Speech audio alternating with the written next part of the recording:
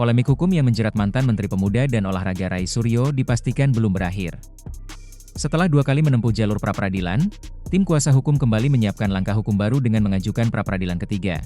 Pakar hukum tata negara Refly Harun menegaskan upaya tersebut dilakukan karena pihaknya menilai masih terdapat persoalan mendasar dalam proses penetapan tersangka terhadap Rai Suryo.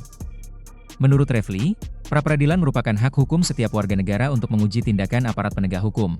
Refly menjelaskan bahwa ancaman pidana hingga 12 tahun penjara terhadap Rai Suryo menjadi alasan kuat bagi tim kuasa hukum untuk terus memperjuangkan proses hukum yang dinilai adil. Ia mempertanyakan kelayakan ancaman hukuman tersebut jika dikaitkan dengan perkara yang sedang dihadapi kliennya. Dalam pernyataannya, Refly juga mengajak publik melihat kasus ini secara proporsional.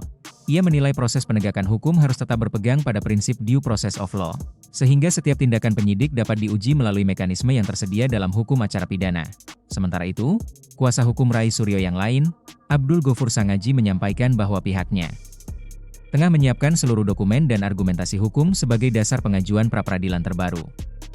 Menurutnya, permohonan tersebut akan difokuskan pada aspek prosedural dalam proses penyidikan yang dinilai belum memenuhi ketentuan hukum. Di sisi lain, penyidik Polda Metro Jaya tetap melanjutkan proses penyidikan sesuai kewenangannya. Hingga kini, status tersangka terhadap Rai Suryo masih berlaku dan proses hukum berjalan sebagaimana mestinya. Kasus ini bermula dari dugaan tindak pidana yang berkaitan dengan penyebaran informasi mengenai ijazah Presiden ke-7 RI, Joko Widodo.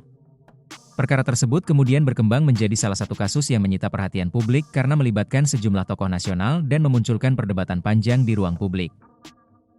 Pengajuan pra-peradilan untuk ketiga kalinya memperlihatkan bahwa sengketa hukum ini belum memasuki babak akhir.